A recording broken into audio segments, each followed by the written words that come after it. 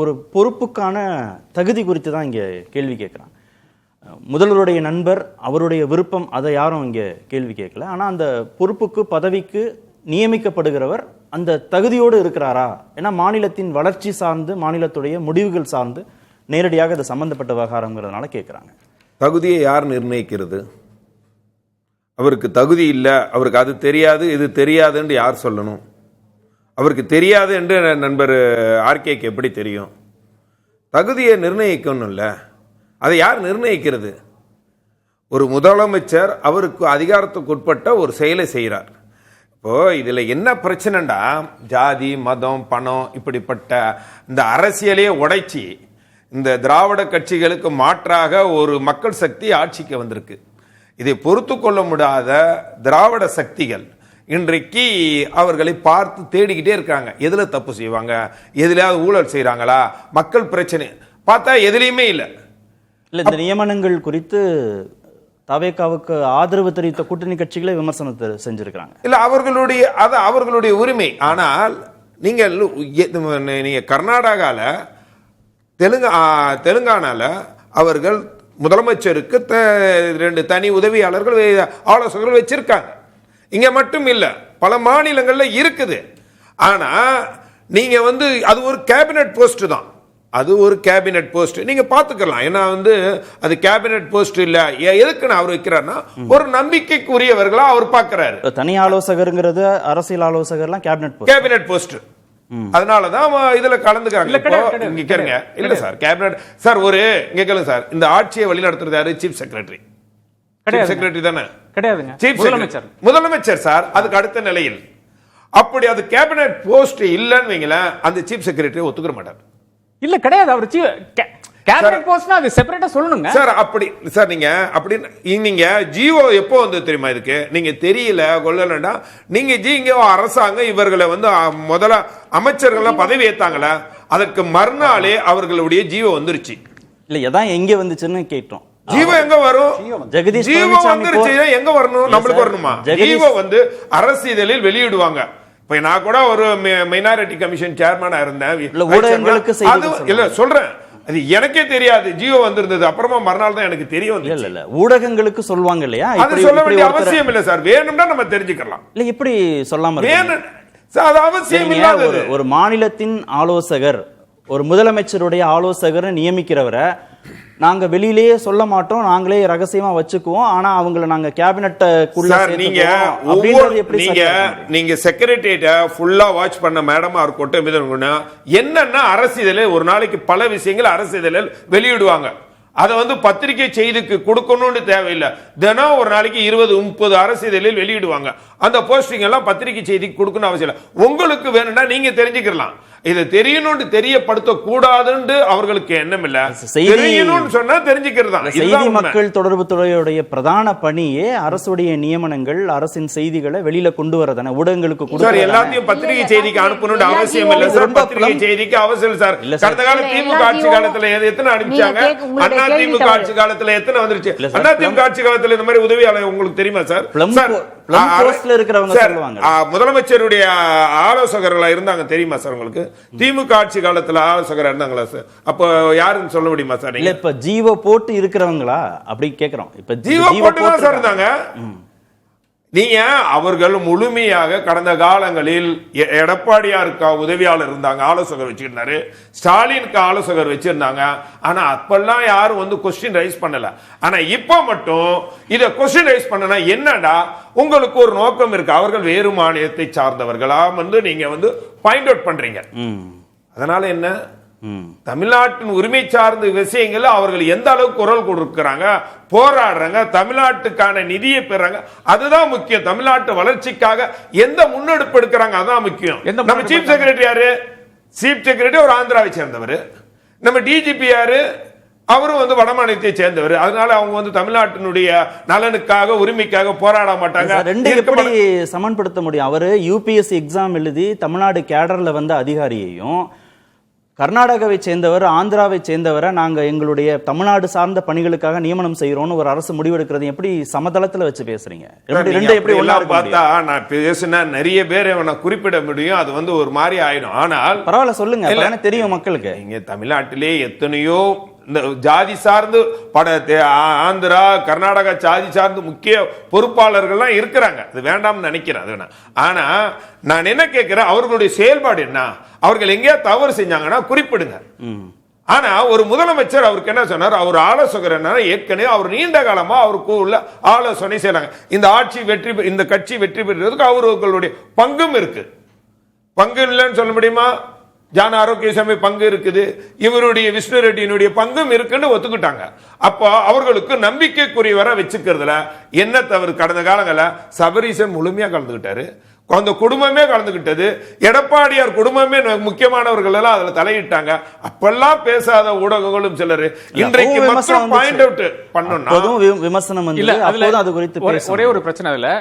அதாவது பத்திரிகைகள் எல்லாம் இது ரிப்போர்ட் பண்ணுச்சு, ஜியோ இது மே 22, 2026 தகவல்னு போட்டாங்க. அதாவது அது என்ன கவர்மெண்ட் சோர்சஸ் கோட் பண்ணி போடுறாங்களே தவிர அந்த ஜியோ பப்ளிக் நாலேஜ்ல கிடையாது. இல்ல அந்த ஜியோ ஏன் வெளிப்படுத்தவில்லை? கேபினெட் இப்ப நீங்க சொல்லி தான் எனக்கு தெரியும் கேபினெட் அந்தஸ்து உங்களுக்கு எனக்கு தெரிஞ்ச வரை ஓபன் சோர்ஸ்ல இருக்கிற ஒரு நாலேஜ் கேபினெட் சொல்லுங்க. ஜியோ வந்துச்சு. ஒரு நிமிஷம் சார், ஜவஹர்லால் இல்ல ஜியோ வரல சார். ஜியோ அவங்க போட்டிருக்காங்கன்னு சொல்றாங்களே தவிர இதுவரை அந்த ஜிஓ வெளிப்படையாக கிடையாது. நீங்க கொடுங்க, ஜியோ தான் கொடுங்க. இதுல கிடையாது இருக்கு, யாருமே அந்த ஜியோ பார்த்தது கிடையாது. அப்ப அந்த முதல் சுற்றிலேயே நான் கண்ணன் சார் கேட்டேன், ஜிஓ வந்துருச்சா சார் அப்படின்னு. சார் ஜிஓ வந்துருச்சு சார், அது கவர்னரும் ஒப்புதல் கையெழுத்து போட்டாச்சு சார். ஒவ்வொரு ஜிஓக்கும் கவர்னர் கையெழுத்து பண்ணணும் சார். ஜிஓவை பொறுத்தவரைக்கும் கவர்னர் கையெழுத்து போனா அப்ரூவல். அதுதான் சார் ஊடகங்களின் பார்வைக்கு வந்துடுச்சான்னு சார் நான் அதான் சார் கேட்கிறேன். ஊடகங்கள் பார்வைக்கு நீங்க வேணும்னா நீங்க எடுக்கலாம் தவிர அரசாங்கமே எல்லா ஒரே நிமிஷம் அதை கிளாரிஃபை பண்ணிக்கிறேன் மேடம். ஜிஓ வந்தா அத ஊடகங்களுக்கு சொல்லணும், ஊடகங்கள் தெரிஞ்சுக்கணும். எல்லா ஜிஓவும் நம்ம ஊடகங்கள் நம்ம பப்ளிஷ் பண்றது கிடையாது. அதாவது எது மக்களுக்கு செய்தியாக வெளியில போகணுமோ அது மட்டும் தான் நம்ம பப்ளிஷ் பண்றோம். வழக்கமா நம்ம நான் இல்ல ஆர்கே போன்றவர்கள்லாம் நமக்கு தேவையான அல்லது ஏதாவது ஒரு நியமனம் நடந்திருக்கு, இது செய்தியா மக்களுக்கு போகணும் அப்படின்னா நம்மளே சோர்ஸ் பண்ணி கூட அதை வெளியில போடலாம். கவர்மெண்ட் எல்லா ஜிஓவையும் பப்ளிக் ஆக்கணுன்ற அவசியம் கிடையாது. எல்லா கவர்மெண்ட் ஆர்டர்ஸும் நமக்கு ஊடகங்களுக்கு ஷேர் பண்ணணுன்ற அவசியமும் இல்லை. இந்த நியமனங்கள் தொடர்பான ஜிஓ இது ஆக்சுவலா நமக்கு தகவல் தான் கொடுக்கப்பட்டது. ஜிஓ போடப்பட்டதா இல்லையான்றதே நமக்கு இன்னைக்கு வரைக்கும் தெரியாது. மே 22ஆம் தேதி தகவல் வெளியானது. அவங்க 2 பேரும் அவருக்கு பிரைவேட் செக்ரட்டரிஸா நியமிக்கப்பட்டிருக்காங்க. அவர் பொலிட்டிக்கல் அண்ட் பிரைவேட் செக்ரட்டரி, அவர் பொலிட்டிக்கல் அட்வைசர் விஷ்ணு ரெட்டின்னு தகவல் தான் சொல்லப்பட்டது. அது ஜிஓ போட்டிருக்காங்களா, ஜிஓ இன்னும் அவைலபிளா இருக்கா அப்படின்றது இது வரைக்கும் நான் ஜிஓ பார்க்கவே இல்லை. அது ஏன் அந்த சீக்கிரசி ஏன் தான் கேள்வி. இல்ல நான் எனக்கு இருக்க ஒரே ஒரு கேள்வி, நமக்கு ஜெகதீஷ் பழனிசாமி தனி செயலாளர்ன்றது நமக்கு என்னைக்கு தெரியும்? பிறந்தநாள் அன்னைக்கு அவரே இன்ஸ்டாகிராம்ல போஸ்ட் போடும்போது தான் தெரியும். நீங்க தனி செயலாளர்களாக நியமிக்கப்பட்டிருக்கும் போது டிரான்ஸ்பரண்டான கவர்மெண்ட் ஜிஓ போட்டுட்டாங்க தானே. இப்போ அவர் சொல்றபடி ஜிஓ போட்டுட்டாங்க. எல்லா ஜிஓவையும் கொடுக்க வேணும்ன்ற அவசியம் இல்லைன்றது அவருடைய வாதம். இப்போ இவ்வளவு சந்தேகங்கள் எழுப்பப்பட்ட பிறகு இப்போ கம்ப்ளைண்டே லான்ச் பண்ணியிருக்காங்க ஆளுநர்கிட்ட டிஎம்கே. இப்போ இந்த சமயத்துல கூட அந்த கவர்மெண்ட் ஆர்டரை ஏன் பப்ளிஷ் பண்ணலாம் அல்லது ஏன் வெளியில கொடுக்கல? ஒரு நிமிஷம் கண்ணன் சார், ஒரே ஒரு சின்ன நான் வரேன், மீண்டும் உங்ககிட்டே நான் வரேன். கண்ணன் சார், முதல் சுற்றிலேயே கேட்டேன் ஜிஓ வெளியே வந்துருச்சா அப்படின்னு கேட்டேன். நீங்க வெளியே வந்துருச்சு. நீங்க இப்ப மூத்த பத்திரிகையாளர்கள், தலைமைச் செயலகத்தை அவங்க பல வருடங்களாக பார்க்கக்கூடியவர்கள், அவங்க பார்வைக்கு இதுவரைக்கும் ஜான் ஆரோக்கியசாமியும் விஷ்ணு ரெட்டி நியமனமும் குறித்த ஜிஓ இதுவரைக்கும் அவங்க பார்க்கல. ஒரு டிரான்ஸ்பரண்டா ஒரு கவர்மெண்ட் ரன் ஆகுறதுல என்ன சிக்கல்? ஒரு வெளிப்படைத்தன்மை இருக்கிறது ஒரு சிக்கலும் இல்லை. முழுமையா அவங்க வெளிப்படைத்தன்மையோட செயல்படணும்னு தான் நானும் நினைக்கிறேன். அதுல இந்த அரசு மேல ஒரு குறை சொல்லலாம், நிறைய வருத்தம் இருக்கு. அதையெல்லாம் அவர்கள் போக போக கடந்து போவார்கள்னு ஒரு நம்பிக்கை இருக்கு எனக்கு. இல்ல இப்போ போடலைங்கிறதுக்கான இல்ல எல்லா ஊடகங்கள்லயும் வந்திருக்கு தகவல். இல்ல எல்லா ஊடகங்களும் அவங்க யாரோ கொடுத்துருக்காங்க அரசு சார்பா. ஒரு ஊடகம் 2 ஊடகம் இல்லை, எல்லா ஊடகத்திலையும் வந்திருக்கு. இவங்க 2 பேரும் அரசியல் ஆலோசகர்களாக நியமிக்கப்பட்டிருப்பதாக செய்தி, பெரிய பெரிய என்ன சொல்றது, அது தொடர்பான செய்திகள், பெரிய நீண்ட செய்திகள்லாம் விரிவா வந்திருக்கு. அதனால அப்படி ஒண்ணு இருக்கும்ட்டு நான் நம்புறேன். அவ்வளவுதான். அரசாணை போடப்பட்டிருக்கும் நம்புறீங்க? ஆமா, இல்லைன்னா எப்படி இத்தனை பேர் இதை எழுதுவாங்க? மே 22 இந்த செய்தி வந்திருக்கு. அதுக்கப்புறம் தமிழ் ஊடகங்கள்லையும் பின்னாடி வந்திருக்கு இந்த செய்தி. அவங்க 2 பேரும் இந்த மாதிரி அவங்க வந்து வாயில் காப்பவர்களாக இருக்கிறார்கள் அப்படின்ற ஒரு பேச்சும் வெளியில வந்துருச்சு. அவரை எளிமையா பார்க்க முடியல, அவங்க வந்து வாயில் காப்பவர்களாக இருக்கிறார்கள், அவர்களை அந்த தடுப்பு சுவரை கடந்து போக முடியல அப்படின்ற ஒரு பேச்சும் பொது வெளியில. யாரால போக முடியல? அவரை பார்க்கணும்னு நினைக்கிற அவருடைய அமைச்சர்களாலேயே போக முடியலன்னுலாம் சொல்றாங்க. இதெல்லாம் தமிழ்நாட்டில் ஒன்றும் புதுசு இல்லை. இது முன்னாடி ஜெயலலிதா அம்மையார் இருந்தபோதும் அந்த மாதிரியான குற்றச்சாட்டுகள்லாம் இருந்துச்சு, எம்ஜிஆர் இருந்தபோது கூட இருந்துச்சு. அதனால இது அது அது அது திருப்பி வருது அந்த மாதிரி ஒரு பேச்சுன்றது ஒரு கவலை அளிக்கக்கூடியதாக இருக்கிறது. ஓகே, குறுக்கிட்டீங்களே திரு ஜவஹர்லால். இல்லை சார், இது ஜீவோ வந்து ஒவ்வொரு ஜீவோவும் கவர்னர் கையெழுத்து போட்டாகணும். அதனால கவர்னர் கையெழுத்து போட்டு ஒப்புதல் பெறப்பட்டு தான் இந்த ஜீவோ வெளியிடுவாங்க. அதனால அதில் வந்து பிரச்சனை இருந்தால் கவர்னரே கையெழுத்து போட்டிருக்க மாட்டார். இல்லை, அதனால இப்படி வந்து நியமிக்கிறதுக்கு சட்டத்தில் இடம் இல்லை அப்படின்னா கவர்னரே கையெழுத்து போட மாட்டார். அதனால வந்து அதுவும் இந்த கவர்னர் கையெழுத்து போடுவாராங்கிறது சந்தேகம். அப்படி சட்டப்படியான அனுமதி இல்லா கட்டினா அப்படி இருக்கும்போது நீங்க ஜியோங்கிறது வந்து பொதுவாக வந்த கையில தினம் வந்து அவங்க வந்து ஜியோ ஃபைலிங் பண்ணிடுவாங்க. அதை வந்து பத்திரிகைக்காரர்களும் ஊடகங்களும் விருப்பமுள்ளவர்கள் எடுத்து போடலாம். அவருக்கு ஒரு பிறந்த நாளுக்கு கொடுத்தாருன்னு சொன்னாருன்னா அப்ப அவர் தெளிவுபடுத்துறாரு. நான் உங்களை மறைக்க வேண்டிய அவசியம் இல்லை, அதை தெளிவுபடுத்துறாரு. இல்ல, ஒரு மாதம் கழித்து சார் அவருக்கு அந்த நாள் முக்கியமான நாள்னால அவர் தெளிவுபடுத்துறாரு. அதுல நீங்க ஏன் அன்னைக்கே தெளிவுபடுத்தினா ஒவ்வொருத்தரும் எனக்கு இந்த பொறுப்பு கிடைச்சிருக்குன்ட்டு நான் மார்த்த டிக்கெட் உங்களை அப்படி கொடுப்பாங்களா? கொடுக்க மாட்டாங்க. அது அவசியம் இல்லாதது. இப்போ நம்ம டிஜிபி பொறுப்பா பெரிய ஃபேமஸ் வரும், சீஃப் செக்ரட்டரியா அது இதாகும், இவர் இதுன்னா அதுதான் முக்கியமாகும். ஜெகதீஷ் பழனிசாமி பிறந்தநாள் அன்னைக்கு போட்டது குறித்து நம்ம கேள்வி கேட்க, அரசாங்கம் ஏன் போட்ட அன்னைக்கே வெளியிட்டு ஊடகங்களுக்கு சொல்ல? அரசாங்கம் அதான் சார் அமைச்சர்கள் பதவியேற்ற மறுநாளே இந்த ஜீவோ பாஸ் பண்ணியாச்சு. அதனால அந்த ஜீவோ வேண்டா கூட ஒரு காப்பி கூட நான் வாங்கி தரேன். பட் அது வந்து ஜீவோ வெளியிட்டாங்க. ஆனால் அந்த ஜீவோ அவர்களுக்கு கொடுக்க அதிகாரம் வந்து கேபினட் அதிகாரம் அவர்களுக்கு இருக்கு. அந்த கேபினட் அதிகாரப்படி தான் அவங்க பங்கு பெற்றார்கள். ரெண்டாவது மரபா மாண்பான்னு கேட்டனா அது மரபு மாண்பெல்லாம் காலத்துக்கு ஏற்ப மாறிக்கிட்டு தான் இருக்குது. கடந்த காலங்களில் இதே சசிகலா அம்மையா வந்து சபாநாயகர் பக்கத்தில் உட்கார்ந்த வரலாறுகளும் இருக்குது. அதே மாதிரி இவங்க ஸ்டாலின் குடும்பத்தார்கள் வந்து முழுக்க ஆட்சி அமைப்புல வந்து பங்கு பெற்று கொண்டதும் இருக்குது. இதெல்லாம் விமர்சனத்துக்குள்ளான இல்ல, அது மரபு மாண்பு எல்லாம் நம்ம ஒண்ணு தவறா சொன்னாரு. ஜியோக்கு வந்து கவர்னருடைய சாங்ஷன் வேணும்னு சொல்றது தவறு, அது முற்றிலும் தவறு. எதுக்கு கவர்னருடைய சாங்ஷன் வேணும்னு பாத்தீங்கன்னா லெஜிஸ்லேட்டிவ் ஆக்ஷன்ஸ் மட்டும்தான். அதாவது ஒரு பில் வந்து பாஸ் ஆகுது, கிடையாது. தயவு செய்து தவற சொல்லாதீங்க, தயவு செய்து சொல்லாதீங்க. அட்மினிஸ்ட்ரேட்டிவ் ஒரு எக்ஸிகியூட்டிவ் டிசிஷனுக்கு வந்து வேண்டாம் என்பதுதான் அது மிக தெளிவா இருக்குன்ற கவர்மெண்டினுடைய ஆர்டர் தான். நான் படிச்சுட்டு இருக்கேன், அது படிச்சுட்டு இருக்கேன். லெஜிஸ்லேஷன் மட்டும் தான், பில்ஸ் அசம்பிளியில பாஸ் பண்ண பில்ஸுக்கு மட்டும்தான் கவர்னருடைய இசைவு தேவை தவிர இல்ல கிடையாது. டிரான்ஸ்பருக்கு போஸ்டிங் எல்லாம் வேண்டாங்க, அது எல்லாமே கவர்மெண்ட் ஆர்டர்ஸ் தான், அதுக்கு ஒண்ணுக்குமே வேண்டாம். அப்பாயின்மெண்ட்ஸுக்கும் தேவையில்லை. இதுதான் உண்மை நிலையா இருக்கிறது. அப்ப முழுக்க இது தாந்தோனித்தனமாக நடந்த ஒரு அப்பாயின்மெண்டாக தான் இருக்கிறது. அதுவும் மறைச்சு வைக்கிறதுக்காக கவர்மெண்ட் ஆர்டர் இன்னும் வந்து வெளியிடவில்லை. நான் ஃபர்ஸ்ட் நினைச்சேன் கவர்மெண்ட் ஆர்டர் வந்திருக்கு, வேற பத்திரிகைகள்லாம் வந்திருக்கு இல்லையா? அப்ப கவர்மெண்ட் ஆர்டர் என்ன நம்பர்னு எடுத்து பாக்குறதுக்காக தான் நான் பார்த்தேன். அது கிடையாது, நம்பரே கிடையாது. ஒரு பத்திரிகையில கூட நம்பர் கிடையாது.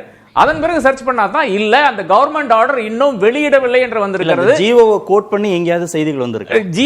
அந்த ஜியோ நம்பரே கிடையாது, அப்புறம் எப்படி கோட் பண்ண முடியும்?